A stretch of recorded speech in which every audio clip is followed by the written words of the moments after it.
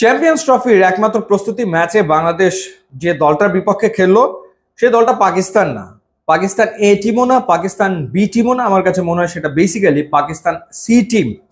কারণ এই প্র্যাকটিস ম্যাচগুলোর জন্য আফগানিস্তান প্র্যাকটিস ম্যাচ খেলছে, নিউজিল্যান্ড প্র্যাকটিস ম্যাচ খেলছে, তো সেই কারণে তিনটা পাকিস্তান শাহিনস একাদশ গঠন করা হয়েছে এবং সেই তিনটা পাকিস্তান শাহিন একাদশের একটার বিপক্ষে বাংলাদেশ খেলেছে এবং সেই ম্যাচটা বাংলাদেশ 7 উইকেটে হেরেছে।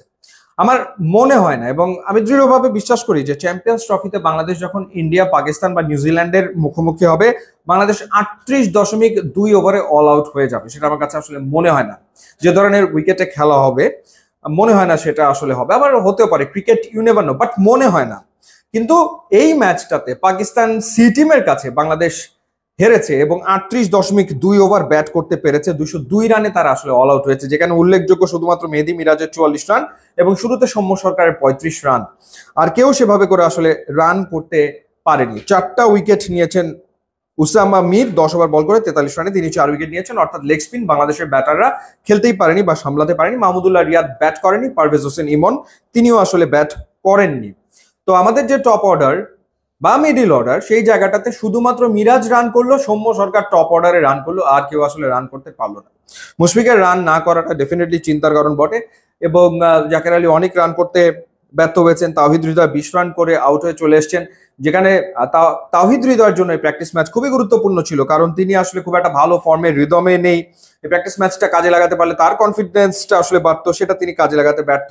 শান্ত ক্যাপ্টেন 12 রান করলেন, তিনিও বড় ইনিংস খেলতে পারলেন না। এবং এরপরে যেটা হলো যে জবাব দিতে নেমে পাকিস্তান শাহিনস 34.5 ওভারে খেলা শেষ করে দিল এবং বাংলাদেশের বোলাররা এবং যে বোলিং ডিপার্টমেন্ট নিয়ে আমরা স্বপ্ন দেখি বা আমরা বিশ্বাস করি যে আমাদের স্কোয়াডে এই বোলিং ডিপার্টমেন্টটা শক্তিশালী, দেখা গেল যে তারাও আসলে খুব একটা ভালো কিছু করতে পারলো না। তাসকিন 5 ওভারে 27 রান দিয়েছে, মুস্তাফিজ 5 ওভারে 20 রান দিয়ে কোনো উইকেট পায়নি। নাহিদ রানাকে দিয়ে বল করানো হয়েছে মাত্র 2 ওভার, 1 উইকেট নাহিদ রানা নিয়েছে এবং মেহেদী হাসান মিরাজ 1টা উইকেট নিয়েছে। নাসুম আহমেদ তিনি দিয়েছেন 56 রান 6 ওভারে, 5.5 ওভারে তিনি দিয়েছেন 56 রান। এতটা এক্সপেন্সিভ তিনি ছিলেন। তো এই বোলিং ডিস্ট্রিবিউশনের ক্ষেত্রেও বোঝাই যাচ্ছে যে কোনো সিরিয়াসনেস আসলে নেই। অর্থাৎ হচ্ছে যে সব বোলারকে ঘুরিয়ে ফিরিয়ে বল করানো, অর্থাৎ এটা একটা প্র্যাকটিস ম্যাচ, খেলতে হবে তাই খেলা। অর্থাৎ একটা প্র্যাকটিস ম্যাচকে সিরিয়াসলি নেওয়া, গুরুত্বের সাথে নেওয়া এবং ম্যাচটা জেতার চেষ্টা করা, সেই বিষয়টা না বাংলাদেশের ব্যাটিংয়ে আমরা লক্ষ্য করেছি, না আমরা আসলে বাংলাদেশের বোলিংয়ে সেই বিষয়টা আসলে লক্ষ্য করেছি। অর্থাৎ ব্যাটিংয়ে যদি আমরা সেই সিরিয়াসনেসটা লক্ষ্য করতাম, তাহলে তো বাংলাদেশ টেনে টুনে যেভাবে চেষ্টা করতো অন্তত পক্ষে পুরো 50টা ওভার কাজে লাগানোর বা 50টা ওভার খেলার, সেই ঘটনাটা আসলে ঘটেনি। এবং সেই দিকে তানজিম সাকিব মেরেটের 30 রান আসলে করেছে এবং যেহেতু বিপিএল খেলেছে, টি20 মুডে ছিল, ওইভাবেই আসলে ব্যাট করেছে। সো সিরিয়াসনেস যে ব্যাপারটা, একটা প্র্যাকটিস ম্যাচ বা একটা আসর শুরু করছে বাংলাদেশ, সেই সিরিয়াসনেস না ব্যাটিংয়ে ছিল না বোলিংয়ে ছিল।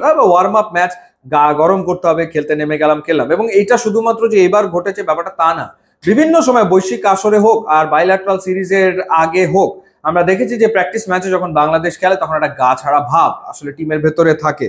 কিন্তু প্র্যাকটিস ম্যাচ কেন গুরুত্বপূর্ণ? কারণ আপনি এখান থেকে একটা মোমেন্টাম আসলে ক্রিয়েট করে নেবেন, এখান থেকে একটা মোমেন্টাম ক্রিয়েট করে আপনি আসলে টুর্নামেন্টে ঢুকবেন। সেটা ঢুকলে আসলে সেটা একটা একটা একটা ইতিবাচক ভাব, একটা ইতিবাচক ভাইব আসলে দলকে দেয়।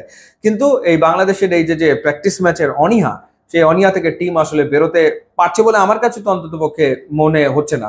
না হলে যেটা বললাম যে আমার মনে হয় না নিউজিল্যান্ড, ইন্ডিয়া, পাকিস্তানের সাথে মূল আসলে বাংলাদেশ 38.2 ওভারে অল আউট হয়ে যাবে।